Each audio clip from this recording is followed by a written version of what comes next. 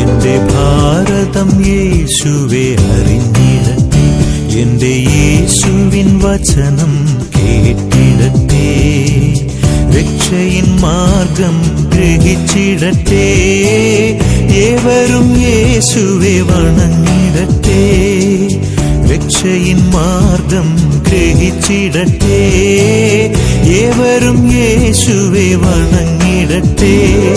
Keralam, Tamil Nadu, Karnataka, Andhra, Goa, Maharashtra, Chhattisgarh, Orissa, Gujarat, Madhya Pradesh, Jharkhand, Bengal, Sikkim, Uttar Pradesh, Rajasthan, Bihar, Arunachal, Assam, Meghalaya, Nagaland, Manipur, Mizoram, Tripura, Delhi, Haryana, Punjab, Uttarakhand, Himachal, Jammu and Kashmir, Puducherry, Lakshadweep, Daman Deep, Dadra Nagar Haveli, Andaman നിക്കോബാറും ചണ്ഡീഗഡും യേശുവെ അറിഞ്ഞിടട്ടെ,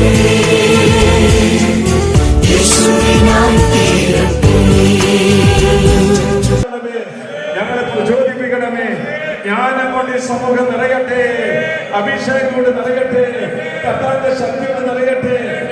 ഇന്ന് ഞാൻ നിങ്ങളെ അനാഥരായി വിടുകയില്ല. പരിശുദ്ധാത്മ വന്ന് കഴിയുമ്പോൾ നിങ്ങൾ ശക്തി പ്രാപിക്കും.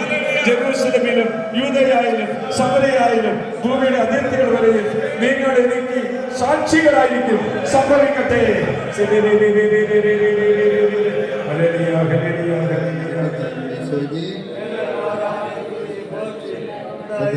ജോർജിനെ ഏറ്റവും സ്നേഹത്തോടെ കരങ്ങൾ അടിച്ചുകൊണ്ട് നമുക്ക് വേണ്ടിയിരിക്കും.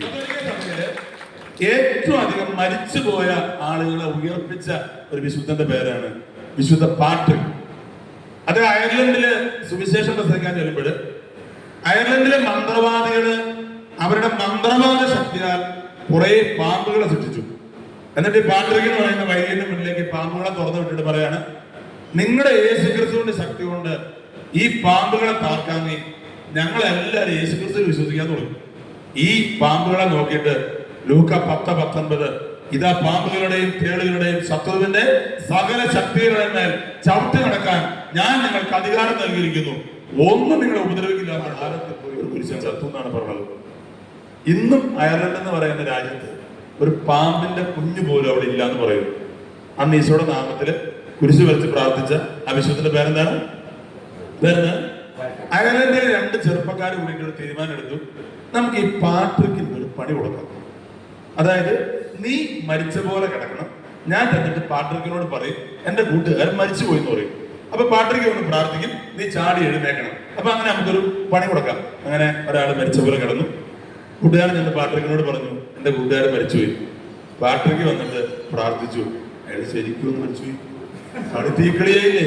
അപ്പൊ കരച്ചിലും ബഹളമായി. അവസാനം പാട്രിക്ക് വീണ്ടും പ്രാർത്ഥിച്ചു. ആ മനുഷ്യൻ ഉയർത്തെഴുന്നേറ്റു. അയാളെന്ന് പറയാൻ പറ്റില്ല, അദ്ദേഹം ഇന്ന് കത്തോലിക്ക സഭയിലെ ഒരു വിശുദ്ധനാണ്. മക്കൾ ദൂഷണമാണ് പെരിയ. നമ്മുടെ ഏറ്റവും വലിയ സോഴ്സാണ്, സഭയുടെ ഏറ്റവും വലിയ ശക്തിയാണ് മധ്യസ്ഥ പ്രാർത്ഥന. അതിനുവേണ്ടി നിയുക്തരായവരും വിളിക്കപ്പെട്ടവരും വിധിക്കപ്പെട്ടവരുമാണ് നമ്മുടെ ഓരോരുത്തരും. അതുകൊണ്ട് നമ്മുടെ പ്രത്യേകമായ ഈ വിശുദ്ധ കുർബാനയുടെ സമയത്ത് നമ്മൾ പല സ്ഥലങ്ങളിൽ നിന്ന് പ്രാർത്ഥിക്കുന്ന എല്ലാ സ്ഥലങ്ങളിലേക്കും ദൈവത്തിൻ്റെ ശക്തി ഒഴുകുന്ന ഒരു പവർ ഹൗസായിട്ട് ഈ വിശുദ്ധ കുർബാന മാറട്ടെ, നമ്മുടെ ഇന്നത്തെ ദിവസം മാറട്ടെ. അതിലൂടെ അനേകം മക്കൾ ദൈവത്തിൻ്റെ പക്കലേക്ക് കടന്നു വരുവാൻ ഇടവരട്ടെ എന്ന് പ്രാർത്ഥിക്കുകയാണ്. കർത്താവിന്റെ വചനം പറയുന്നു, എൻ്റെ നാമം അനുസ്മരിക്കാൻ ഇടവരുത്തുന്നിടത്തല്ല ഞാൻ അവിടെ അടുത്തേക്ക് വന്ന് അവരെ വിളിക്കും.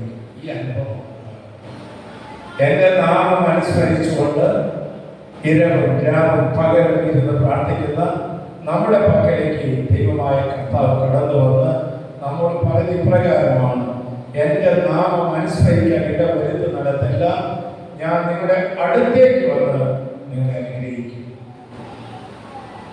ചങ്ക് കീറി കർത്താവിനെ പ്രാർത്ഥിക്കുന്ന നമ്മുടെ മുമ്പിലേക്ക് ഈശോ വരുമ്പോൾ എൻ്റെ കർത്താവേ, എൻ്റെ ദൈവമേ, ഇതാണ് ഈ ഫെലോഷിപ്പ് മിനിസ്ട്രിയിലെ വിവിധങ്ങളായ സ്ഥലങ്ങൾ കൂടി മാധ്യസ്ഥം വെച്ച് പ്രാർത്ഥിക്കാൻ വേണ്ടിയിട്ടാണ്.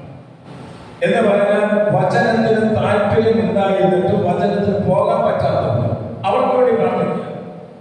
കരുണയ്ക്ക് വേണ്ടി പ്രാർത്ഥിക്കാൻ താല്പര്യം ഉണ്ടായിട്ടും പോകാതെ അവർക്ക് വേണ്ടി മധ്യസ്ഥ വഹിക്കുക. ഒരു വിശുദ്ധ ബലിയിൽ പോകാനായിട്ട് അവസരം ഉണ്ടായിട്ടും അതിന് പോകാതിരിക്കുന്നവർക്ക് വേണ്ടി മധ്യസ്ഥ വഹിച്ചിട്ട് അതാണ് മധ്യസ്ഥ പ്രാർത്ഥിക്കുക.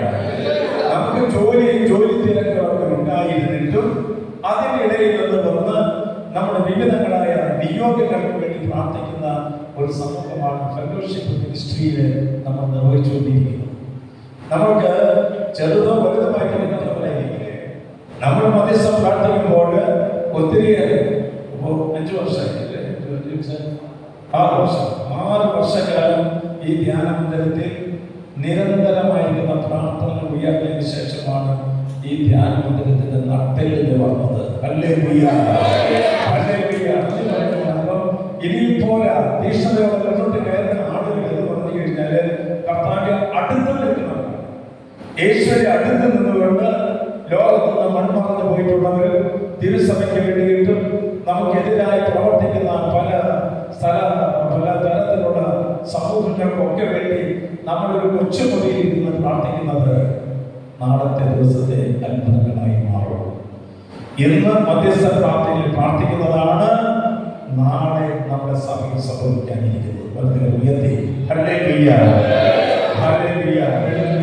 കർത്താവേ, ഇവിടെ നടക്കുന്ന വൈദികർക്ക് വേണ്ടി പ്രാർത്ഥിക്കുന്നു, ഇവിടെ നടക്കുന്ന ശുശ്രൂഷകർക്ക് വേണ്ടി പ്രാർത്ഥിക്കുന്നു, ഇവിടെ നടക്കുന്ന കൃത്യതയിരിക്കുന്ന ചില നിയമങ്ങൾക്കെതിരെ പ്രാർത്ഥിക്കുന്നു, ചില ജനസമൂഹങ്ങളോട് പ്രാർത്ഥിക്കുന്നു എന്ന് ഒരു കൊച്ചുമൊഴിയിൽ നിന്ന് പ്രാർത്ഥിക്കുന്നത് സ്വർഗത്തിലെ പിതാവായ ദൈവം കേട്ട് എവിടേക്കാണ് ആ പ്രാർത്ഥനയെങ്കിൽ അവിടേക്ക് ചാലികളായിട്ട് ദൈവമായ കർത്താവ്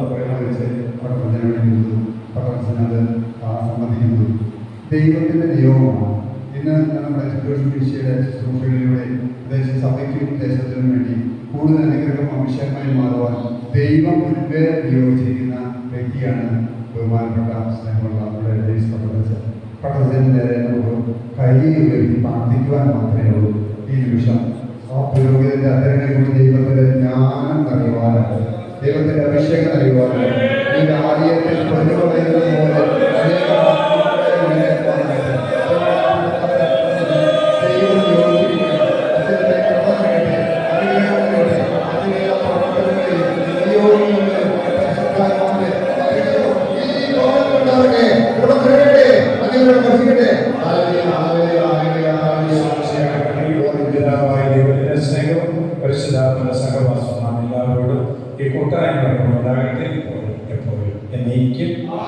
അന്ധവിശ്വാസങ്ങൾ തകർന്നിടട്ടെ, സാത്താന്യ കോട്ടകൾ തകർന്നിടട്ടെ, ജാതീയ മതിൽ കെട്ടും തകർന്നിടട്ടെ, ഉച്ചനീചത്വങ്ങൾ തകർന്നിടട്ടെ, ഭാരതം രക്ഷകനെ കണ്ടിടട്ടെ, നിത്യജീവൻ സ്വന്തമാക്കിടട്ടെ.